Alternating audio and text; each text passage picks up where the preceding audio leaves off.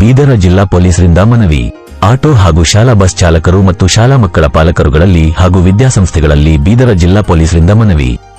June ಮೊದಲನೇ ವಾರ ಶಾಲೆಗಳು ಮರುಪ್ರಾರಂಭವಾಗುತ್ತಿದ್ದು, ಈ ಸಂದರ್ಭದಲ್ಲಿ ಈ ಕೆಳಕಂಡ ಅಂಶಗಳನ್ನು ತಾವೆಲ್ಲರೂ ಕಡ್ಡಾಯವಾಗಿ ಪಾಲಿಸುತ್ತೀರೆಂದು ಭಾವಿಸುತ್ತೇನೆ.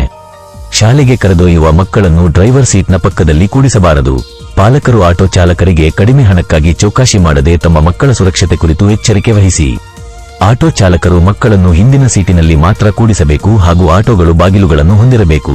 ವಿದ್ಯಾಸಂಸ್ಥೆಯವರು ಈ ಕುರಿತು ಪಾಲಕರಲ್ಲಿ ವಾಟ್ಸಾಪ್ ಸಂದೇಶ ಮೂಲಕ ಪಾಲಕರಿಗೆ ಮಾಹಿತಿ ತಲುಪಿಸುವುದು.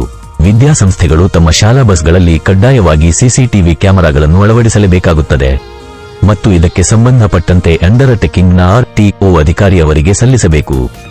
ಆಟೋ ಮತ್ತು ಶಾಲಾ ವಾಹನಗಳು ಫಿಟ್ನೆಸ್ ಸರ್ಟಿಫಿಕೇಟ್ ಮತ್ತು ಕಡ್ಡಾಯವಾಗಿದೆ. ಇನ್ಶೂರೆನ್ಸ್. ಪಾಲಕರುಗಳು ಕಡ್ಡಾಯವಾಗಿ ತಮ್ಮ ಅಪ್ರಾಪ್ತ ವಯಸ್ಸಿನ ಮಕ್ಕಳಿಗೆ ಯಾವುದೇ ಕಾರಣಕ್ಕೂ ದ್ವಿಚಕ್ರ ವಾಹನಗಳಾಗಲಿ ಮತ್ತು 4 ಚಕ್ರ ವಾಹನಗಳಾಗಲಿ ಚಲಾವಣೆ ಮಾಡಲು ಬಿಡಬಾರದು.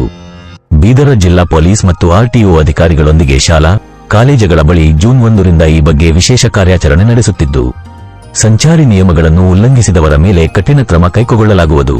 ಸಂಚಾರ ನಿಯಮಗಳನ್ನು ಎಲ್ಲರೂ ಕಡ್ಡಾಯವಾಗಿ ಪಾಲಿಸಿ ಮತ್ತು ಸುರಕ್ಷಿತವಾಗಿರಿ.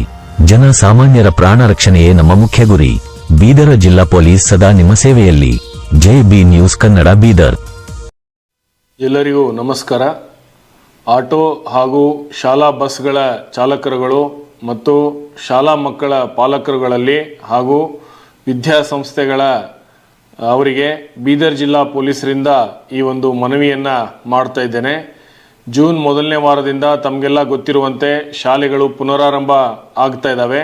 ಈ ಸಂದರ್ಭದಲ್ಲಿ ಈ ಕೆಳಕಂಡ ಅಂಶಗಳನ್ನು ತಾವೆಲ್ಲರೂ ಕಡ್ಡಾಯವಾಗಿ ಪಾಲಿಸುತ್ತೀರೆಂದು ಭಾವಿಸ್ತಾ ಇದ್ದೇನೆ. ಮೊದಲನೇದಾಗಿ, ಶಾಲೆಗೆ ಕರೆದೊಯ್ಯುವಂತಹ ಮಕ್ಕಳನ್ನು ಆಟೋ ಚಾಲಕರು ತಮ್ಮ ಡ್ರೈವರ್ ಸೀಟ್ನ ಪಕ್ಕದಲ್ಲಿ ಏನಂದರೆ ಕೂರಿಸಬಾರ್ದು. ಪಾಲಕರು ಆಟೋ ಚಾಲಕರಿಗೆ ಕಡಿಮೆ ಹಣಕ್ಕಾಗಿ ಚೌಕಾಶಿ ಮಾಡದೆ ತಮ್ಮ ಮಕ್ಕಳ ಸುರಕ್ಷತೆ ಬಗ್ಗೆ ಕೂಡ ಏನಂದರೆ ಎಚ್ಚರಿಕೆ ವಹಿಸಬೇಕಾಗ್ತದೆ. ಆಟೋ ಚಾಲಕರು ಮಕ್ಕಳನ್ನು ಹಿಂದಿನ ಸೀಟ್ನಲ್ಲಿ ಮಾತ್ರ ಕೂಡಿಸಬೇಕು ಹಾಗೂ ಆಟೋಗಳಿಗೆ ಏನಂದರೆ ಬಾಗಿಲುಗಳನ್ನು ಹೊಂದಿರಬೇಕಾಗ್ತದೆ. ಇನ್ನು ವಿದ್ಯಾಸಂಸ್ಥೆಯವರು ಈ ಕುರಿತು